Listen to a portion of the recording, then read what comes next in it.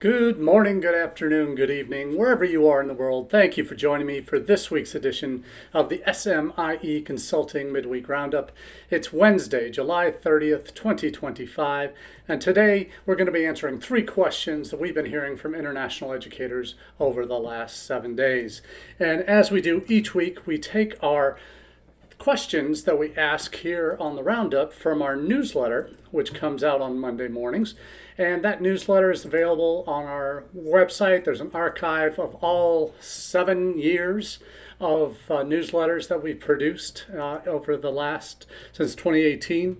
We're very proud over that time that when we thought we're just a voice in the wilderness to now well over 2,600 subscribers around the world that are getting that news in their inbox every Monday. You can subscribe one of two ways. I've dropped the link to our website, smieconsulting.org/subscribe. We scroll down a little bit. You can fill in your details there to subscribe. If you want to get your news, there's a second option where you can get it via LinkedIn. And you can also subscribe to that through that same website link. There's a subscribe button that will take you right to the SMIE Consulting, all the SMIE News Fit to Share newsletter page. I know, mouthful, right?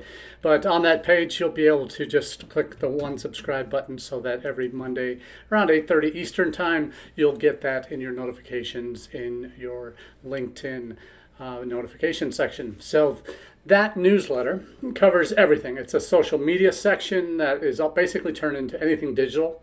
It could be a digital report, an upcoming webinar, reports on AI, how social media is being used by institutions to reach students around the world, or how you can do that, different reports on different platforms. You'll get that in that social media section. There's a big news section in the U.S. that covers the latest executive orders, pieces of legislation, new reports from major providers, advocacy efforts, challenges to legal cases. All of these things are covered in that U.S. Big news section. Then there's a Solutions Central, which I really enjoy, that covers where some weeks more than others, where the ways that for whether it's an opinion piece or profiles on a particular institution using a new way of doing international education, a new tool, a new tactic, a new strategy, that'll be outlined in Solutions Central. And then the final section is one we always talk about here on the Roundup, is the point about global roundup, and where we take a look at what's happening in other major destination markets, destinations for international students, the Big Four and beyond, to see how they are dealing with challenges in terms of policy, and whether they have a unified international ed and economic policy, or if it's all disjointed, all decentralized like we have in the US. So that's covered in the Global Roundup section. So that's the newsletter. We take the themes that we see the themes we see in some of the news stories each week on Monday, and we say, okay, let's talk more in depth about these three topics today. We usually do one or two from one from the social media, one from the U.S. section, and then one from the global section. So in terms of what we cover here on Wednesdays, and we go a little bit deeper. You get our hot takes on Monday that kind of talk through what the immediate reaction might be to this kind of a story, whether it's surprise, whether it's, oh my gosh, not another executive order, or here's another piece of legislation that's going to destroy what we do. Here's another legal case that we can celebrate because they're challenging these arbitrary decisions the government has been making, and ill-informed decisions. So all of that goes into how we figure out what questions we ask here on Wednesdays.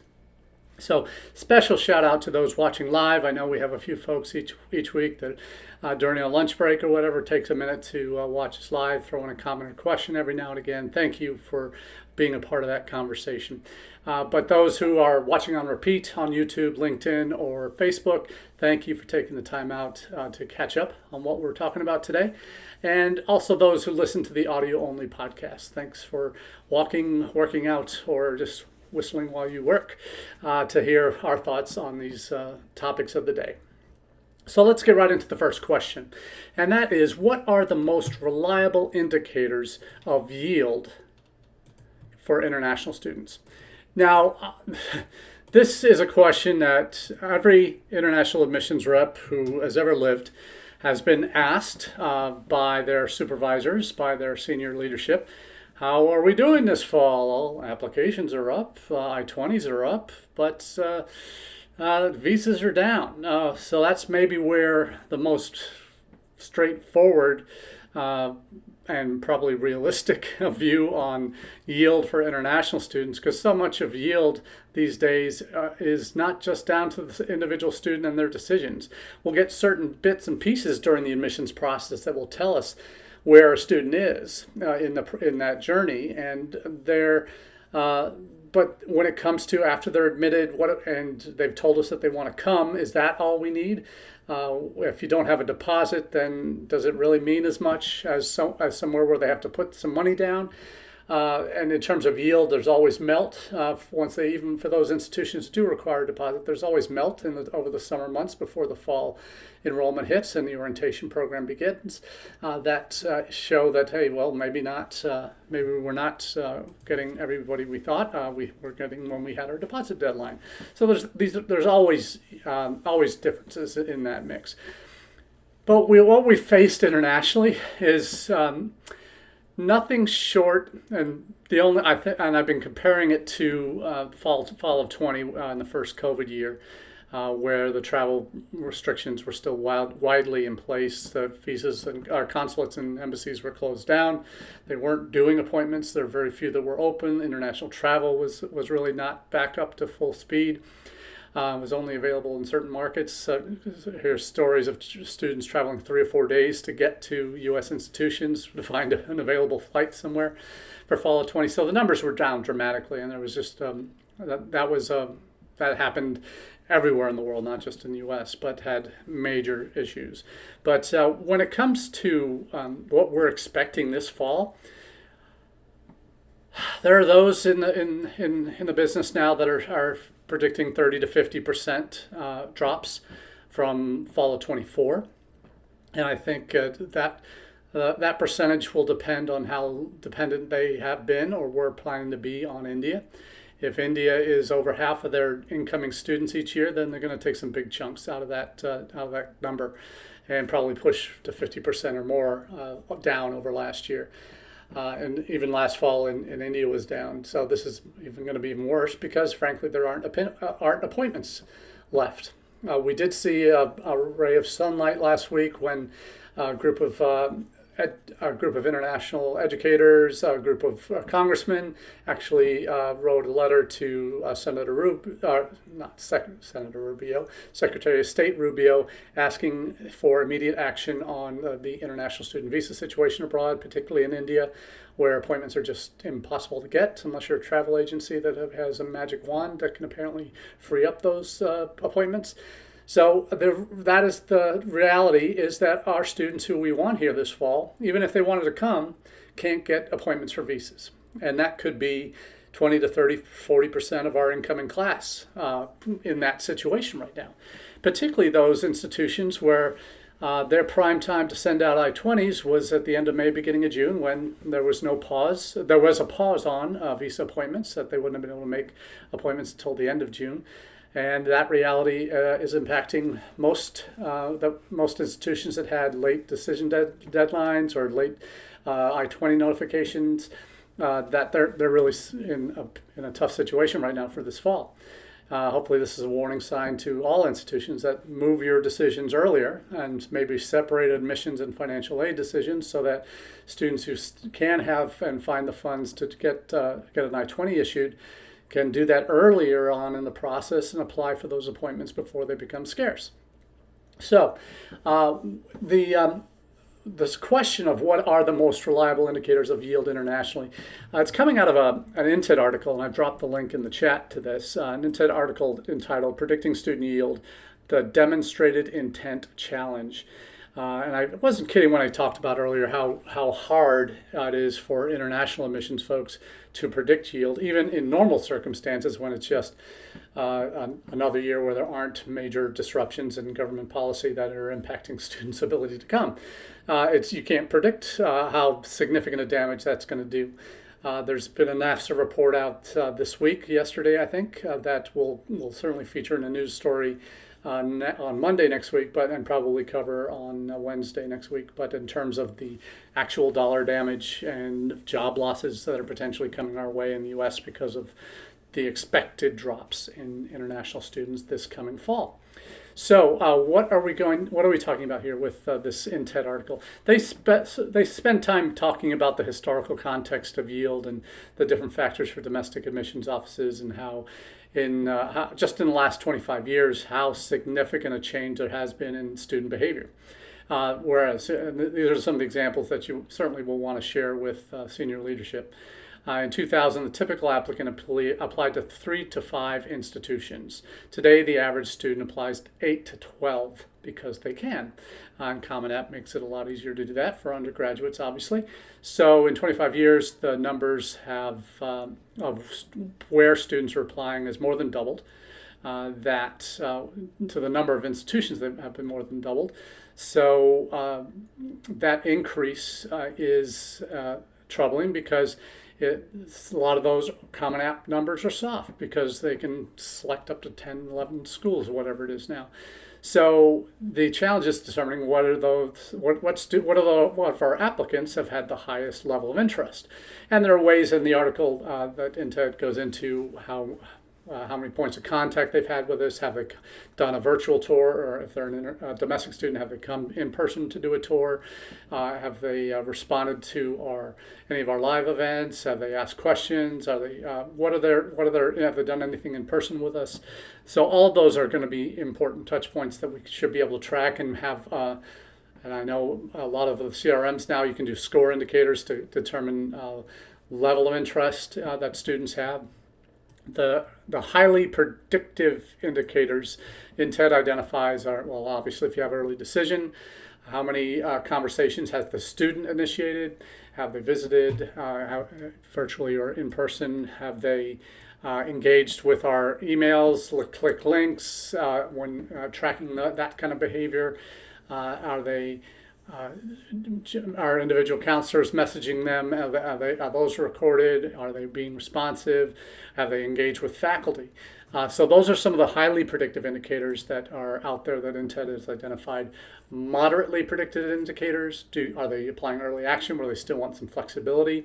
Have they had an essay opportunity post-admit to engage, if it's a scholarship one, perhaps? Are there partnership programs, some summer programs, dual enrollment programs, College Credit Plus if you're in Ohio, those kind of things? Are there other alumni connections? And are there other mildly predictive indicators? Was their essay about why they chose you particularly well done? Are they out of state but have connections with your school through participation in different events? Is there a good major match? Have they been engaging on social? All of these things. So those are some really good ones that I think we all need to pay attention to when we're talking about yield for international students. But the reality is those are ones where you do know what from the data you can pull from your CRM and from your counselors who are interacting with your future students. Those are probably the most realistic and trackable. But then when it comes right down to it, if even after they're admitted, even after they've told you they want to come through deposit or just indicating they want to come and that you've sent them an I-20, does that even mean that they're coming? Is that a highly predictive indicator of a student's desire to attend? Depending on the institutions they've also applied to. If they applied to much more selective schools and you're their safety school, but they've got into their more selective school, you might send them an I-20 first, but they're really waiting on that second I-20. They may even apply for a visa using your I-20, but then when they come in the country, they go to that other school that they have an I-20 for. So there's a lot of challenges, obviously, with regard to yield for international students. And so the visa for us, our numbers we have been tracking the last few years is visas. And we know we had 182 F&Js come last fall. We're right now at about 102, 104. So we're over halfway to our maybe 55% of our total that we had last year we're at right now. So we're probably not going higher than 75, I don't think, 65, 75 max of last year's total that we're expecting right now based on where the students are, how many have gotten visas. So we're looking at a drop, a significant drop, and we're preparing campus for that and what that looks like, and expecting to have a larger spring class as a result, just because of the delayed visas from students who we have been hearing from their agents are looking to defer. There's been a huge swath of those, particularly in India and South Asia in recent days. So we are seeing that our spring will probably be one of the better ones that we've had in a while. So yield is just to predict international yield. Domestically is hard enough, but to predict international, it's next level difficult. You got to be playing 3D chess to even have a chance of competing, and to have reliable information that can inform your decisions, other than the kind of contact you need to be having with your students that you've issued I-20s to, that you're nurturing through the summer months and getting them ready, getting them excited, all of that. So it's the most reliable for indicator of yield for international students. It's got to be visa, and it's probably it's one of the last things that may not even happen until a week before classes start, that you know with any degree of certainty whether they're coming or not. So these are the challenges of our day. So we'll see what happens next. So let's move on to our next question, our second question. What's different between Chinese and Indian student visa issues? There have been a couple of students, and China and India are always going to get the lion's share of attention because they're the two largest countries. They've gone back and forth over recent, over 25 years. It's been mostly China, but recently India's reasserted itself as the number one source of students coming to the United States.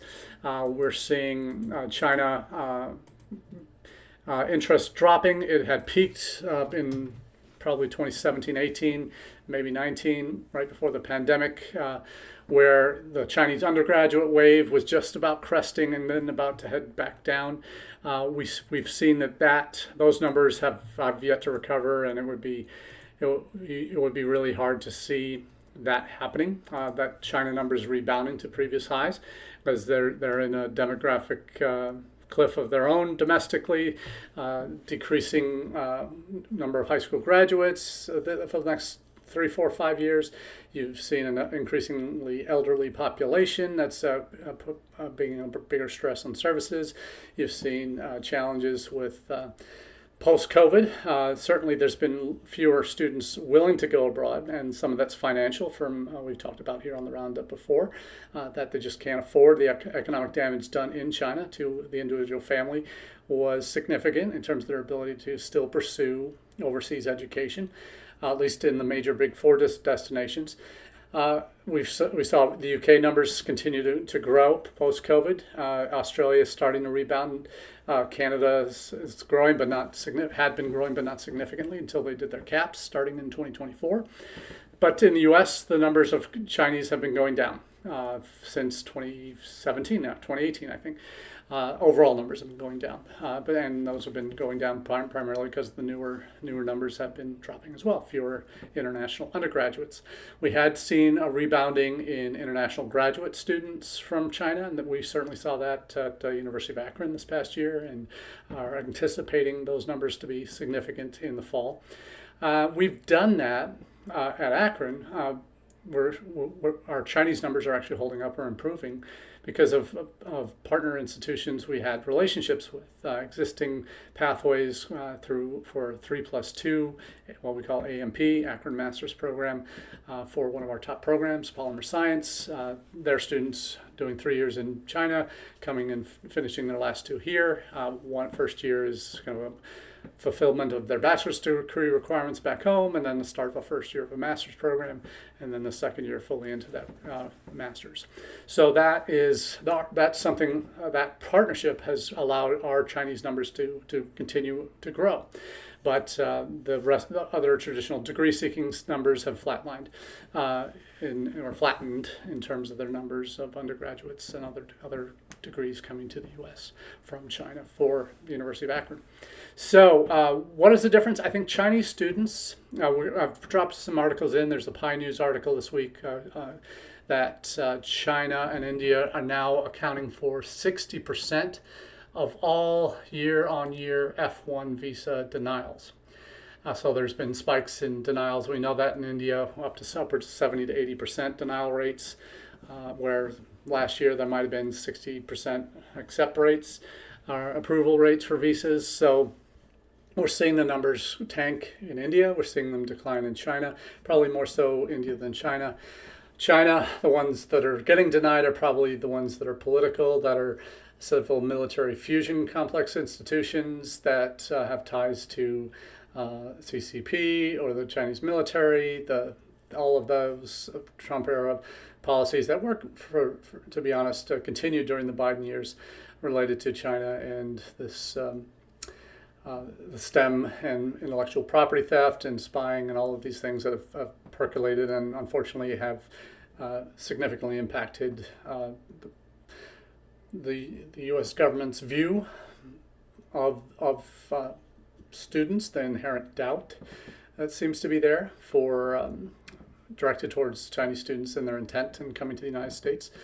But I've got some articles, YouTube clip from India talking about the reasons for the decline there or the rise in denials of visas in India, and then also questioning on just even with the elite institutions, are Chinese families souring on the U.S. as a whole. So an interesting couple of articles there that are touching on those very complex issues. And no, they're never going to be the reasons that impact Chinese audiences and Indian audiences are going to be different. What I think the political noise has impacted China, obviously, whereas in India, we just saw today Trump slapping a 25% tariff on India just as a negotiation tactic that he has employed with many other countries. Did it with China, going up to 100% visa tariffs. That brought them back to the table, and that deal is edging closer. The China deal is edging closer, and maybe he's doing this 25% tariff on India to get Modi to come to the table and finalize that deal. That's probably the reason for it, but it's not the reason why visas denials have gone up significantly in India.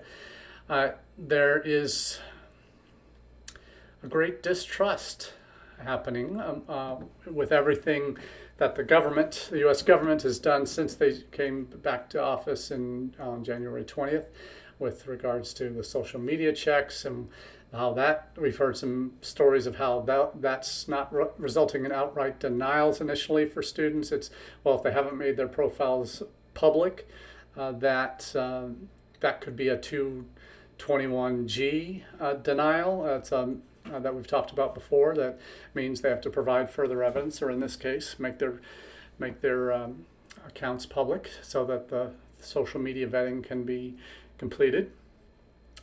And there's some real issues that we see with what that process has done to the time that it takes to do these interviews, why so many fewer are being scheduled. It seems to be the visa interview hurdle is being used as an excuse to not complete as many interviews as they would have done in past years. And I think I've toyed around with the idea, and I've mentioned it here a couple times. Is the government, U.S. government, because they're also talking about staff cuts next in the fall to foreign service officers that are the ones who do these frontline interviews. Is that a precursor to them, the government farming out the visa decision-making process, not requiring the in-person interviews? Because if you're cutting staff, how are you going to, and you made it more difficult for them to evaluate applicants, and you're still requiring the interview, what is the, how is it going to improve? And it certainly wouldn't at all make that easier. What we are seeing, and there's another story out this week that Had been waivers previously for students who are applying for a visa renewal, that they would not have to go for their visa interview in future, as of September 1st or September 5th, I think it is. But that is going to be rescinded as well, that even for visa renewals, students will have to go back to the consulate or embassy for an interview. So maybe my thoughts maybe on them doing away with in-person interviews are not, or maybe wide of the mark there. But it certainly does not seem like it's going to be increasingly easy for students to apply for visas in the future. So we're entering into a very difficult time, and once you lose that talent, if there are going to be foreign service cuts in the future, when those details become clear, I'm sure we'll talk about it again here. But when you lose that talent on frontline folks to do those interviews, and you're still going to require it, you are putting yourself in a no-win situation. You can't replace that talent overnight. That foreign service officers go through a year of training before they're sent out in the field. So what are they going to do when the next administration comes in and says we need to rebuild our Foreign Service Corps? It's going to be at least a year or two before they're staffed up enough, if they insist on continuing to do the visa interviews. So we'll see where this goes, but it's the challenges are not going to get easier when it comes to student visas for students in the coming weeks and months, and certain policy decisions can seriously dent chances of seeing a rapid return to strong enrollments from India, China in the months and years to come. So let's go to our last question of the day, and that has to do with our neighbors to the north. And the question is, what are the impacts of caps, the student caps that were study permit caps that were put in place in Canada beginning in 2024?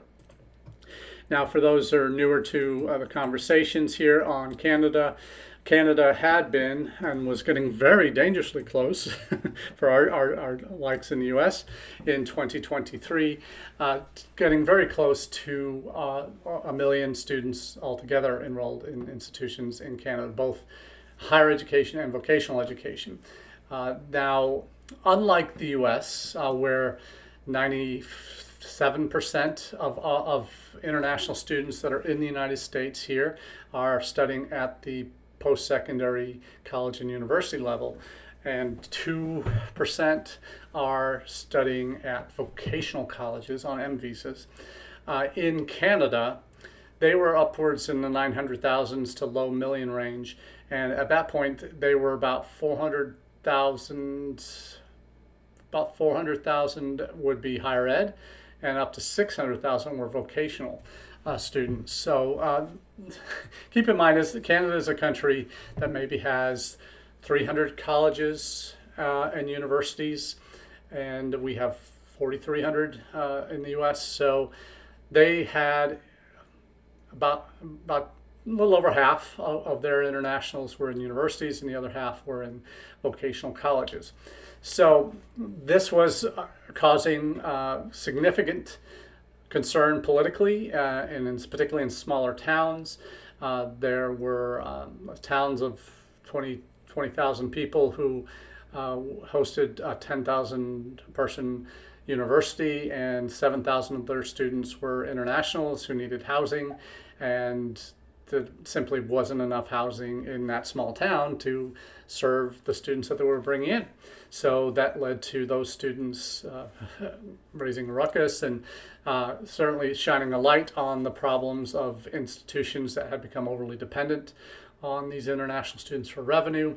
And in Canada, they typically don't have purpose-built housing on the university or college campus, and particularly for these vocational colleges, that was the last thing on their minds. For most of them, certainly the private ones, so there were public-private partnerships between legit vocational public institutions in Canada and the private ones that proliferated and became just magnets for Indian students that already had master's degrees that were coming to do a vocational program at a Canadian college as a quick and easy path to residency, work in residency. So the impact was of these caps, and the caps, to be clear, were a 35% reduction in study permits issued in 2024, and then an additional 10 to 15% for 2025 that's currently being we're currently in the midst of. The story was in Canada for 2024, after the reports had come out, that the 2-year cap was a 35% reduction in 2024, and then another 10 to 15% this year. So 35% was the goal, to reduce that to I think the actual hard number they were looking for was 300 some odd thousand new study permits. So that 267,890, that was the actual number issued in 2024. And the actual number that they wanted to were at in 2023 was 364,000. So they went from 364 down to 267,000. That was actually a 48% reduction from their 23 levels, and nearly 100,000 fewer students issued study permits for 2024. So that had significant impacts when it was only supposed to be, let's say, a third of that would have been 30, well, certainly 60 odd thousand. We're talking about a much more significant drop than they were expecting to have. And that means that fewer colleges were able to make budget. You see those drops where there was, in terms of the new students that were actually coming on campus, and then the number of students in the mix for 2025 is we've already seen knock-on effects. So they probably don't even need to have a cap this year, because they've done enough damage with the fruit of the cap is certainly not good. The knock-on effects of what have happened to interest in Canada. We've seen some initial interest or efforts to rebuild the ties with India, because India is still by far their number one source for international students. There was political damage done between the two nations that goes back to 22, 23, and it didn't get any better, and there's now just branches being extended, so there may be hope in the next year or two to see a rebounding there.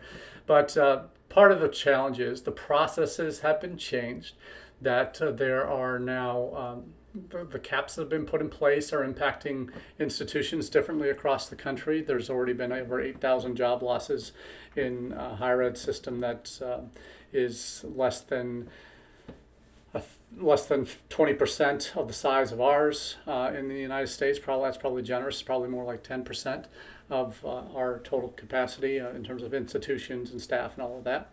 So the damage has been done in Canada, but there's also a factor in Canada that we're now seeing. The federal government is initiating a audit of Canada's international student programs because of the damage that was done in 23-24 with the huge numbers of international students and the effect it had on public services in terms of housing, transportation, healthcare, all of that. You have this audit that's now underway, and it's going to look at the international student admissions policies of institutions and the study permit process and the housing issues that were in place, the healthcare issues that percolated. So all of that's going to be under the radar of this particular audit that's coming up. So it's been a rough ride for Canada over the last 2 to 3 years, and it doesn't look like it's getting any brighter, but hopefully they get to some answers and they can put in place some policies on campus that make it much more preventable in future, to make sure that students don't run into the challenges that they had, that they don't, admissions policies are such that There can't be these rogue actors that institutions rely on to overpopulate certain programs just for the sake of funding their institution for the year. So there's perhaps a light at the end of the tunnel. Who knows how far away it is, but perhaps a year or more before things return to stability and predictability. So we'll see what happens there. But that's all we have for you this week on the Roundup. Thanks again for being part of the conversation. Looking forward to chatting with you again in the weeks to come. All the best.